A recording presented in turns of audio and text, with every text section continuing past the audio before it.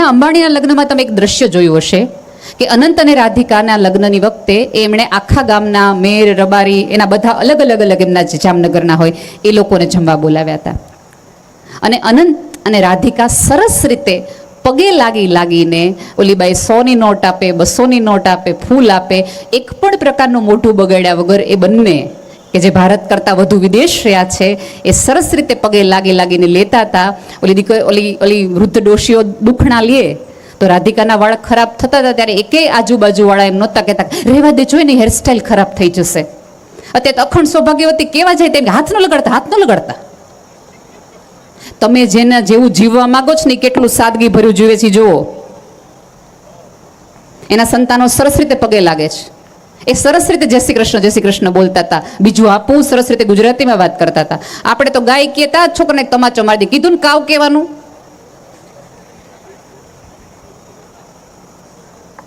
Please, જેટલા તમે તો માટીમાંથી ધરતીમાંથી સુગંધ કાઢી અને સોનું પેદા કરનાર પ્રજાતિ છો, ધૂળમાંથી ધન કરી નાખનારા છો, તો તમારો સમાજ, તમારી સભ્યતા, તમારી આવતી પેઢી પણ સોનામય રહે, ધૂળમાં ન મળી જાય એની જવાબદારી આજના સમાજની છે.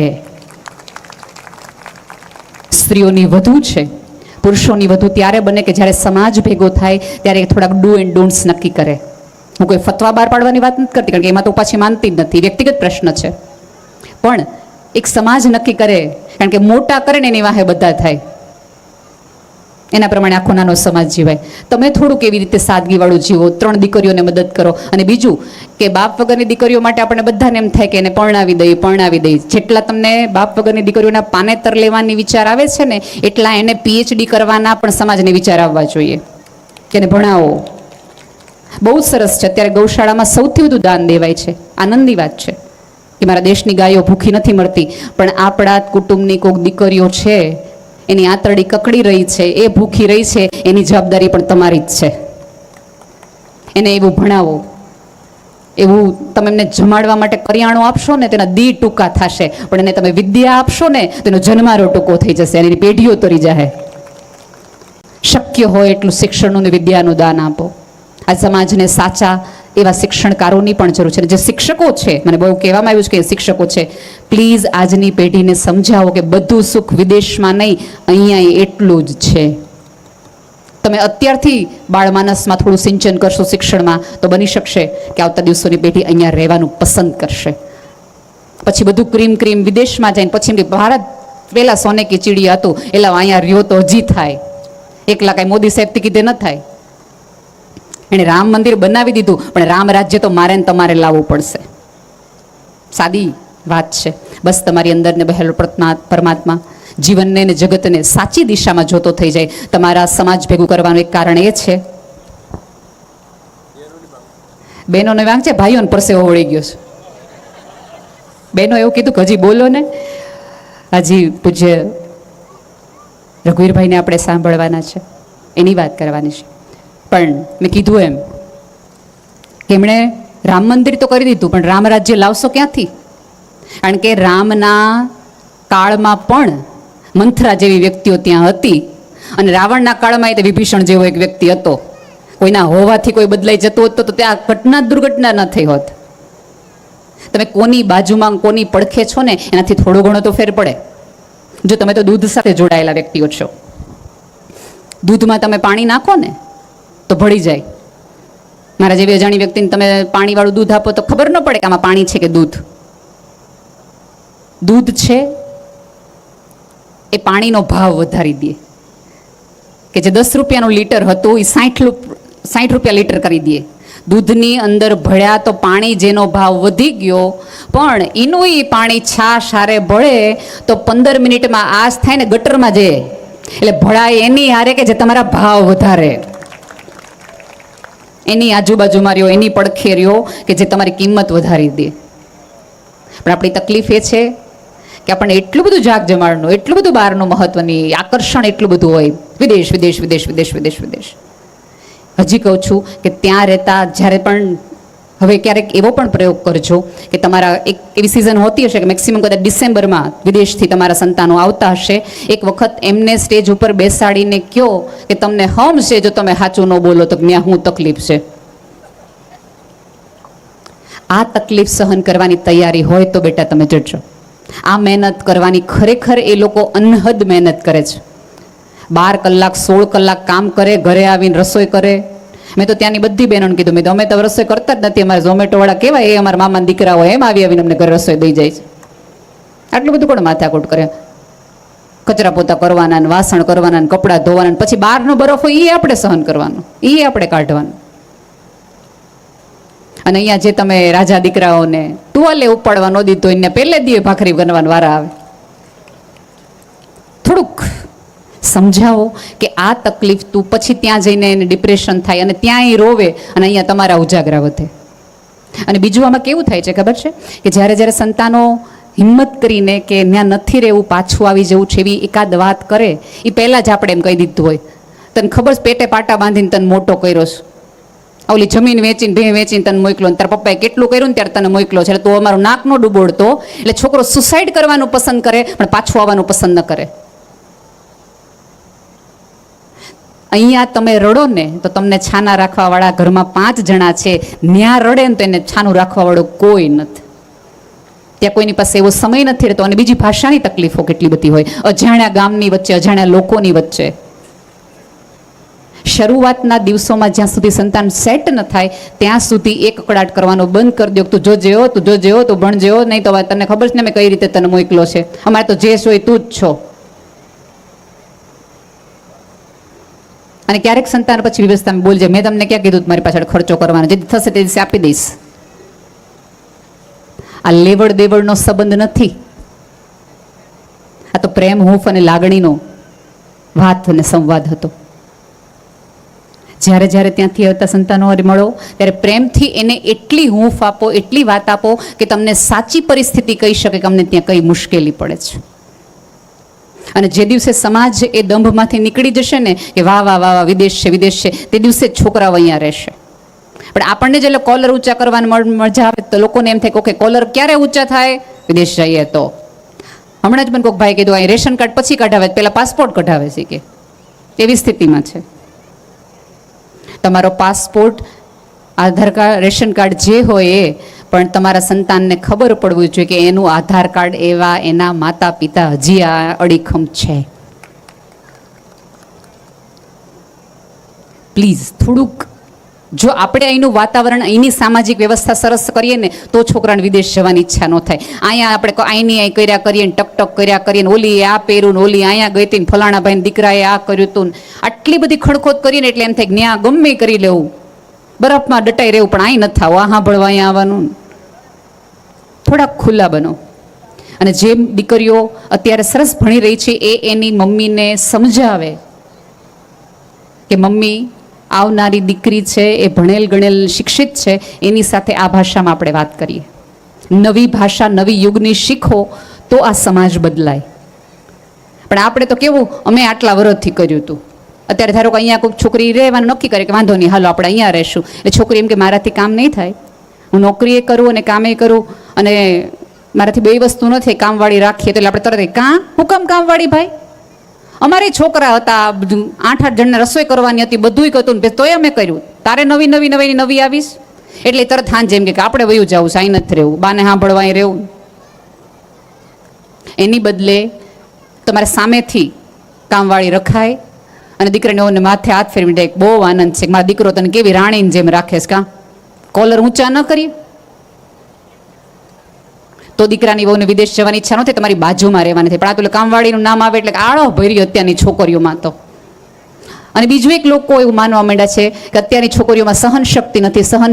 સાહેબ, સહન શક્તિ આજે સ્ત્રીમાં છે, માત્ર સ્ત્રીની સમજ શક્તિ વધી છે કે આ સહન કરાય ના સહન ન કરાય, બીજું કંઈ વાંધો નથી પડ્યો.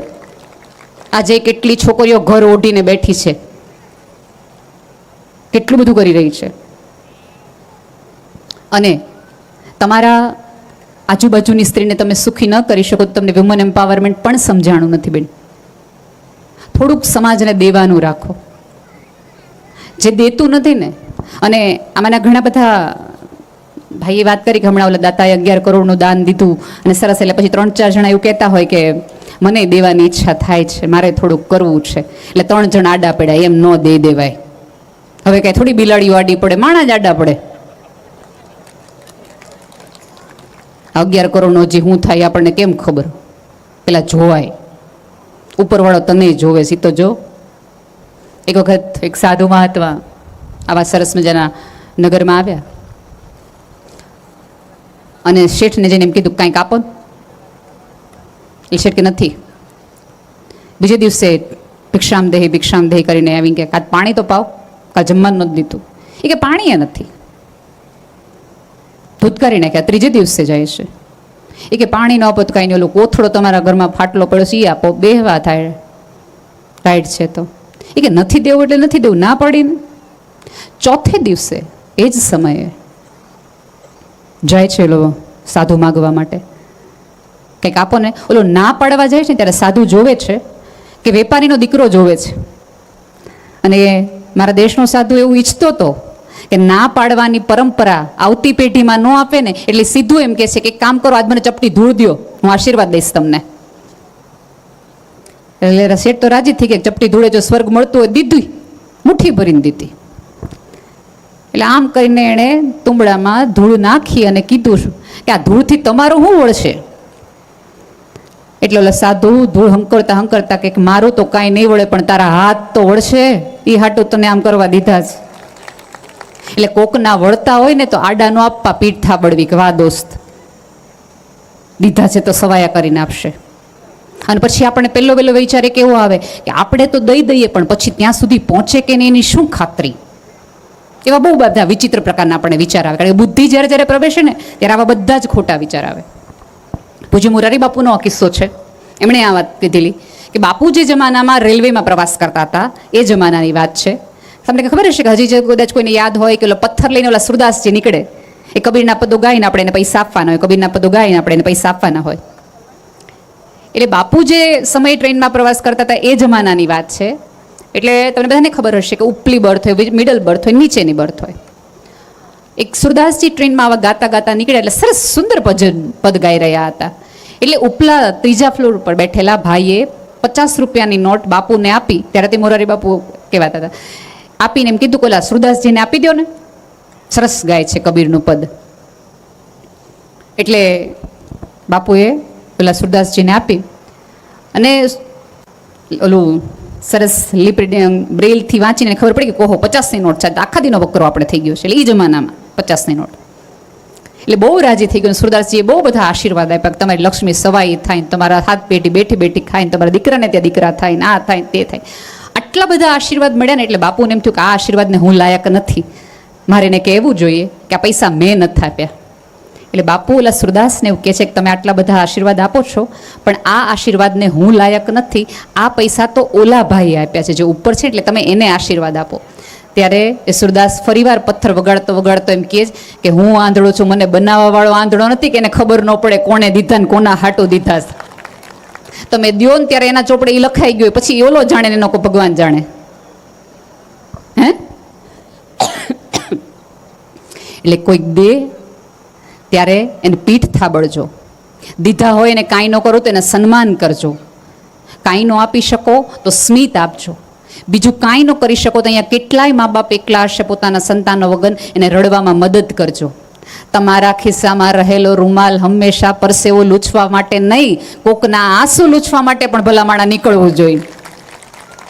ક્યારેક એને પણ કાઢો. અહીંયા કેટલા સ્ત્રીઓ તમારી આજુબાજુ ચૂપચાપ બેઠી હશે, ઓલીએ હું કીધું ને ઓલીએ હું કીધું આવું કહેવાના બદલે આ કાંઈ કહેતી કેમ નથી એવી પણ થોડીક વાત કરવાની રાખો કે આ બહુ બોલતી સ્ત્રી અચાનક ચૂપ કેમ થઈ ગઈ છે, અને તકલીફ શું છે.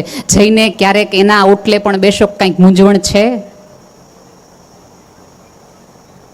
જેટલું તમે માણસને રાજી કરશો ને તો જ ઉપરવાળો રાજી રહેશે. બાકી ભૂલી જજો, ગમે એટલા થાળ ધરાવો, ગમે એટલું ધ્યાન ધરાવો, ગમે એટલા દાણા ધોણાવો, કાંઈ ન થાય. આ સમાજની મોટામાં મોટી તકલીફી છે. માફ કરજો, થોડુંક અઘરું બોલું છું કે આપણને પાણાની અંદર ઈશ્વર દેખાડી શક્યો, માણાની અંદર ઈશ્વર ન દેખાડી શક્યો.